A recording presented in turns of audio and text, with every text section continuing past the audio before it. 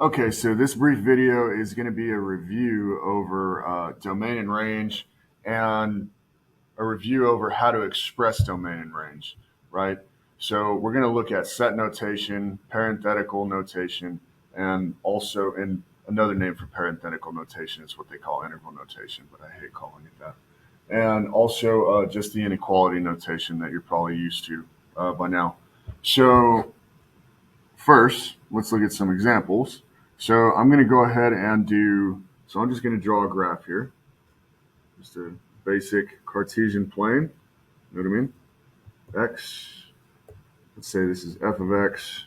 I'm not even going to say f of x. I'm just going to say y because, well, not all of these are called f of x. So this is y. So let's start with f of x. So that's this guy right here. So the graph of this guy is going to look something like this. So 2, 1, my vertex will be there. Go off like this somehow.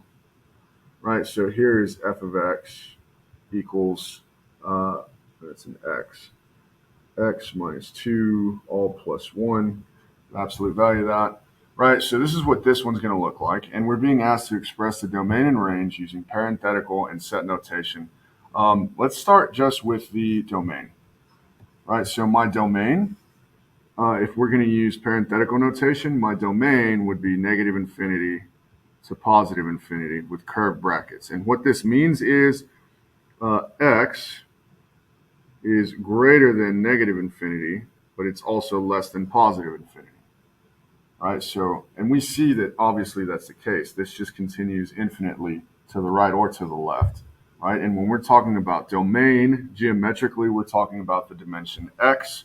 We're talking about the possibilities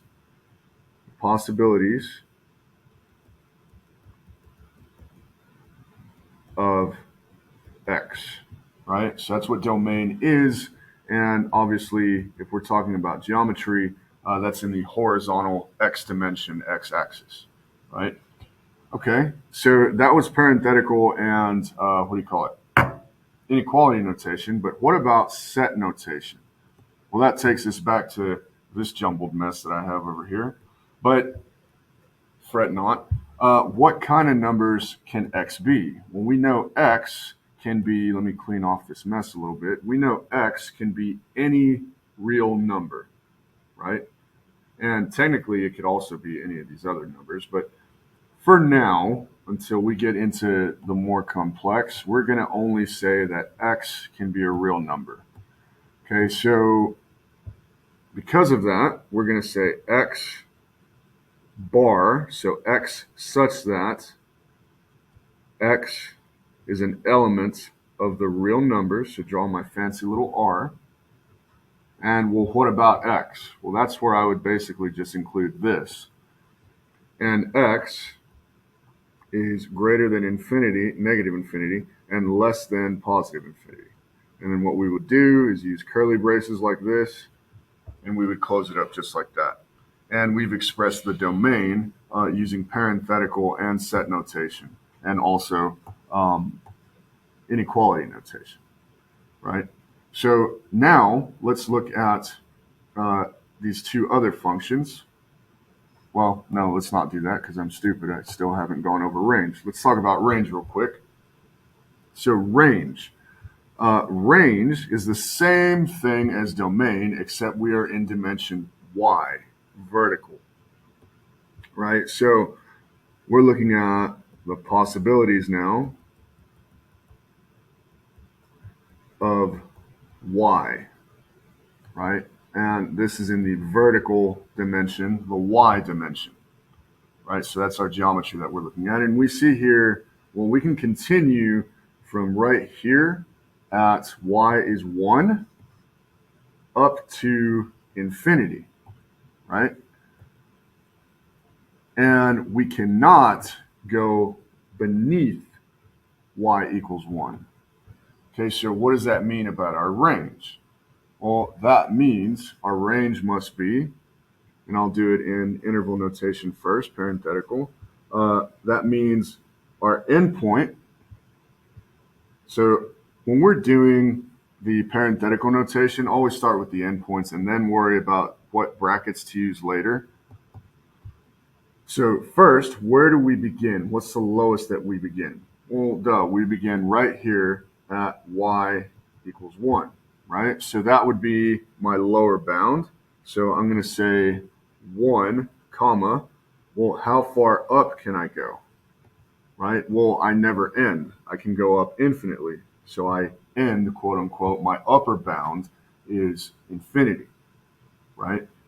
Now, can y actually be equal to 1? Can f actually be equal to 1? And the answer is yes. So that means I'm not going to use a curved bracket. I'm going to use a square bracket like this. Okay? And because y can never actually equal this upper bound, y can never be infinity, that's ridiculous, we put a curved bracket, meaning it only ever approaches it. It never actually gets there, right? So then let's move on to set notation for this. So set notation would look something like f such that f is an element. So because x was an element of the real numbers, that means so too must y be. So that means f is an element of the real numbers also. And f is, what would we say here? Well, f can be 1 or greater. So that means f is greater than or equal to 1. And then we would close with these little curly braces like that. Okay, and that would be our domain. And that would be our range, right? So let's do one more example. Let me erase a little bit, give myself some room. I'll leave this other stuff on here just because all I'm going to do is switch colors. So looking at the second example, well, we're looking at g of x now. I don't know why I erased that part. But looking at g of x, we have g is equal to negative x squared, right? And that is just going to be a parabola, except upside down because of that negative. We'll learn all about that later. So this is g of x is equal to negative x squared, right? And of course, we're here at 0, so that's the origin. Okay, so domain would simply be, we're going from 0 to negative infinity. I'm an idiot. Stupid dyslexia. Anyway, our domain, that's horizontal, our domain would be negative infinity to positive infinity, right? And we use curly braces on, or not curly, but curved brackets on either side just because we never actually reach negative or positive infinity. We just approach it. That'd be my domain. And then if we express that in set notation, we would say our domain is an x such that x is an element of the real numbers and negative infinity is less than x is less than infinity. Okay, what about range? So this is what I was kind of trying to do in my head, but trying to do like sideways, backwards in my brain at the beginning. But anyway, so our range, again, ask yourself, where do we begin, right? And where do we end? So what's the lowest down here that we go with g of x? And well, that bound, that lower bound obviously is negative infinity, right? And then our upper bound, the highest that we go, is 0. And now you have to ask yourself what kind of brackets to use. Well, the kind of brackets that we would end up using. So for negative infinity, that has to be a curved bracket just because we never actually get to negative infinity. Now, the 0, well, y can actually be equal to 0. This g here can actually be equal to 0 whenever x is 0. So that means, and just by looking at the graph, it actually touches there at the origin, right? That means we're going to use a square bracket. And the way we would express the range, let me write range.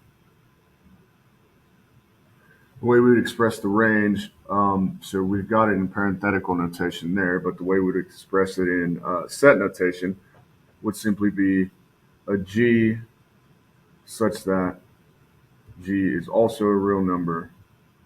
And basically we would just say G is less than or equal to 0. Okay, so now let's look at one final example. Let me erase, give myself plenty of room here. So let's look at h of x. And h of x, it's just bothering me. I'll use this color. H of x is this guy here. The square root of x plus 3, all of that plus 2. So that would put me about out here. And then plus 2, we'll say, is right there. And that would look something like this. And this would be h of x equals the square root of x plus 3, all plus 2. Okay, so let me go ahead and do this real quick. -3, 2. Okay, so that's our graph for this guy here, right? And let's start with domain. And just by looking at the geometry, so where do we begin on the left? Where do we end on the right? So let's start with our bounds. So what is my left bound, my lower bound for domain? So we'll call it left bound. The left bound would be -3. The right bound would be infinity. Obviously, we just continue, right? So left bound -3. This is as far as we go here. And right bound would be positive infinity. Now we have to ask ourselves, what kind of brackets do we use? So we would actually include -3 because x can in fact equal -3. So we'll say a square bracket here. And of course, we cannot include the infinity because it approaches it, it never actually reaches, right? And then the way we would express that in set notation, that would be x such that, again, x is a real number, and x is greater than or equal to -3. So now let's look at range. So range, what is my lower bound? Well, my lower bound is right here at y equals 2. And my upper bound, well, I'm just going to continue going up and up and up. So my upper bound would be infinity. And we know that's going to be a curved bracket. We actually touch at y equals 2, so that's going to be a square bracket. This is my range, by the way. I keep forgetting to write the word. And that's parenthetical notation or interval notation for the range of h of x. Now, how am I going to use set notation? Well, we're going to say an h such that h is a real number. And basically, h is greater than or equal to 2.